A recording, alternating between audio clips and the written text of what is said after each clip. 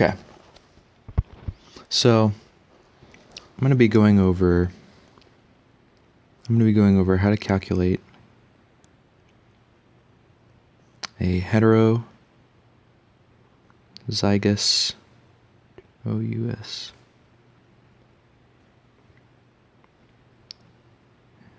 heterozygous advantage.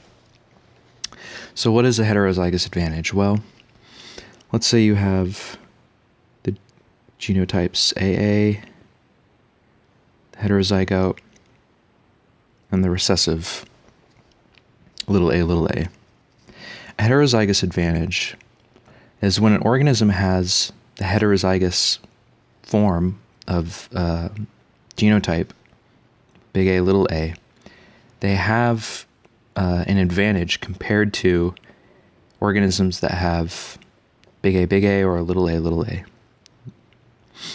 So a good example that a lot of people use is the having sickle cell anemia.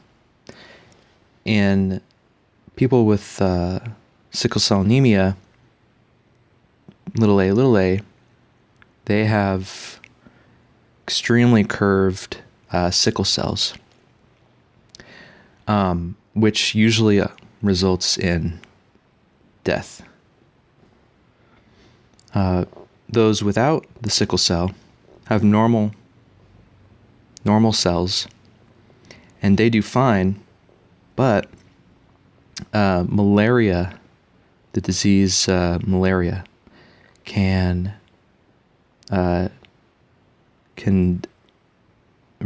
also result in death with its effects on red blood cells in people with homozygous dominant genotypes. People with a heterozygous advantage have some blood cell kind of somewhere in the middle between extremely sickle-shaped, like the homozygous recessive, and normally shaped, like the homozygous dominant. And so these offer a type of advantage to people with a heterozygous genotype. And in calculating a heterozygous advantage frequency, which is what we'll be focusing on, we're basically trying to answer the question: if you're given an allele frequency, let's say A, let's pick the allele frequency A. So the allele frequency would be P is the frequency of the A allele in that population. So we want, I'll just use P then. This is basically what we're looking for. 0.510. This is time. At what we're trying to answer, if you start at any of these points, at any frequency of P, with a heterozygous advantage, it will level off at some point. So if you start here, it could level off at around 0.75 or so. It can also level off if you start up here, or if you start not at 0, but almost close to 0, it can jump up quickly. So there's this point right here, over a certain amount of generations, we'll find this point where it levels off at. And that's basically what we're going to try and solve for. So let's say you're given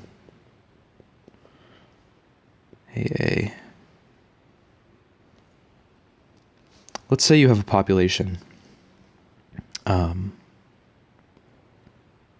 you can determine this point with only one generation if you know the survival frequency of that generation, and I'll show you what I mean in a second. So let's say you have a population 250, 500, 250. The total is 1,000. And these are little zygotes. These are baby flies, let's say. And we know that we're doing heterozygous advantage, so we're going to give the heterozygote an advantage here. So when these little flies grow up, a lot of them live, but also a lot of them die. So we'll say you're left with 225, and we'll give the full amount here. We'll say 500, and then we'll say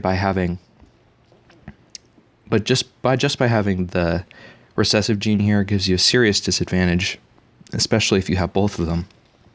We're going to say only 50 of them live, so about 200 of them die from birth or zygote stage to adulthood. So we can write a survival frequency for all these terms, which we'll represent with lambda. So we can say lambda of this, we'll write the lambda for the heterozygote, and we'll write the lambda for the homozygous recessive. Okay.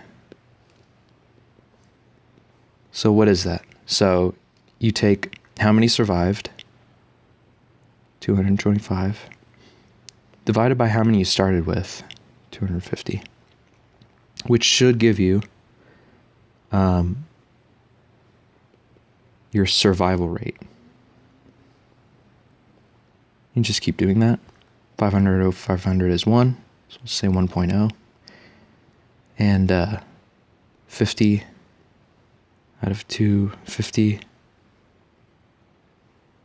is 0.1, or actually 0.2. Let me make sure, because I wrote something different in my notes. 50.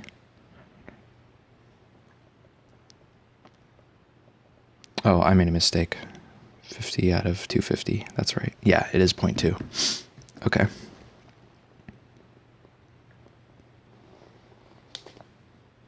Okay. So now we have the survival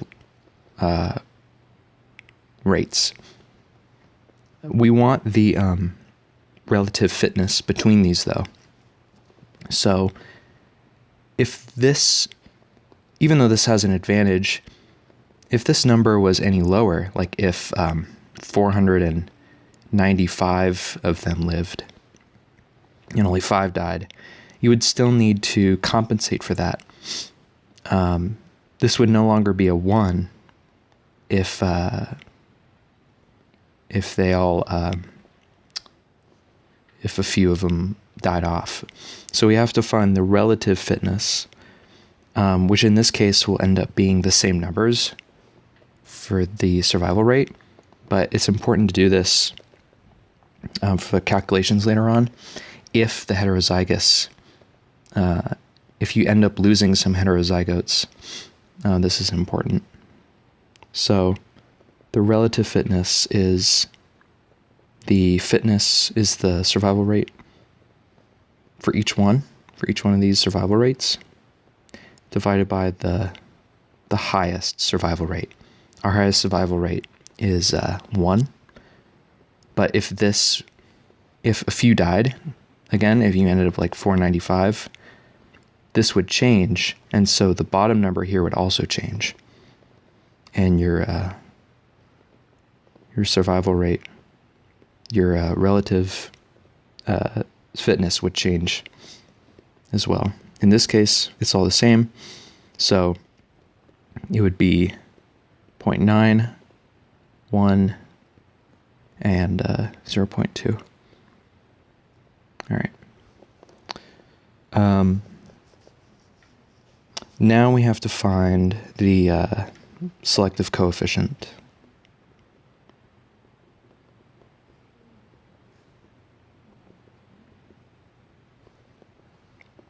which is the relative fitness, and 1 minus the selection coefficient. You can think of the selection coefficient as the antagonist or the opposite of fitness, the relative fitness. And that kind of makes sense.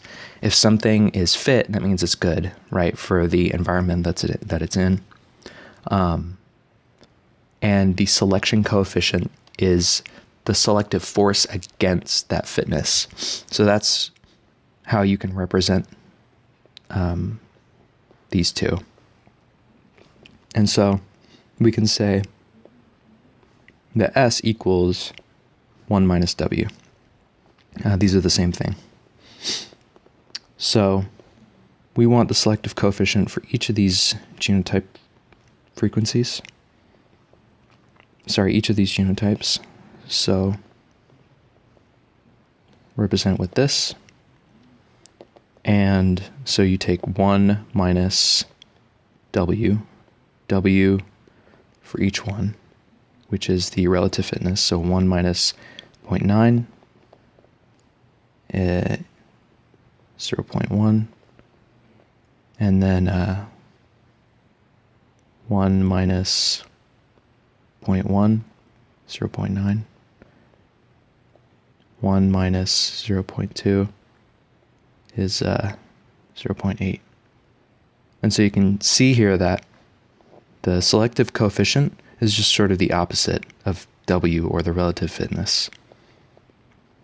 Okay, so these values, 0.1, 0.9, 0.8, are the values for the selective coefficients of these genotypes, respectively. Okay, so now we have all the pieces we need to find the point at which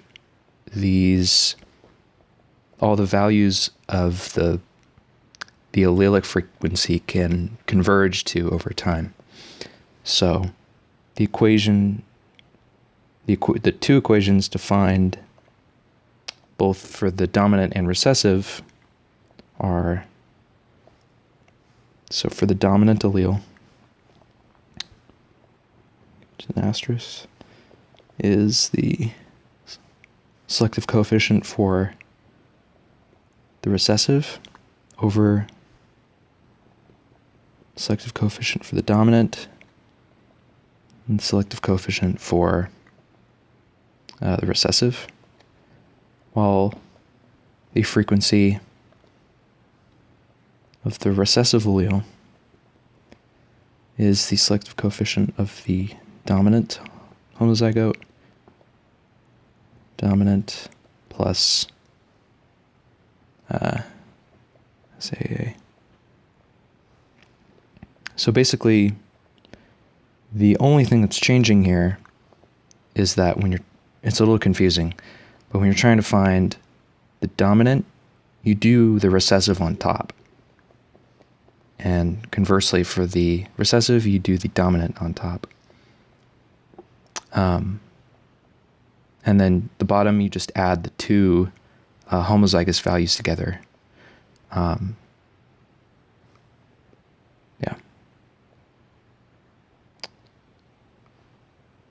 So you don't actually need the heterozygote, but it might be worthwhile just to find it, just in case you get asked it on an exam or something. Okay, so now it's easy. It's just a matter of plugging each of the values in. So for the first one, you have 0.8, 0.1 plus 0.8, 0.89. And then this ends up being 0.1, 0.1 plus 0.8, 0.11. And really all you need to do is memorize one of these equations. You don't need to memorize both, because you'll notice that this and this, 0.89 and 0.11, add up to 1.0. So you can find, kind of like how P plus Q equals 1, It's pretty much the same exact thing. Since 0.89 plus what equals 1, you can just solve for x, and you'd get 0.11 as well. So what this means is that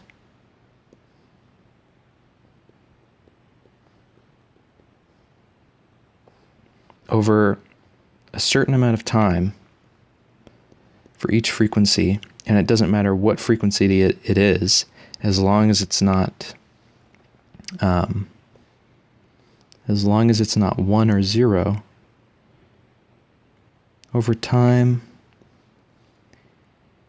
each of these values will converge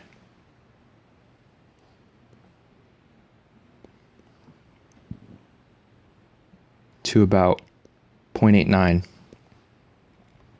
0.89. So heterozygous advantage keeps the allele frequency. Oh, this is P. This is time. So keeps the allele frequency of both A and little a. Little a would be, the recessive is 0.11. It would also level off about here, if I were to plot this with that. Okay. So yeah, that's it. I hope it helped, and thanks for watching.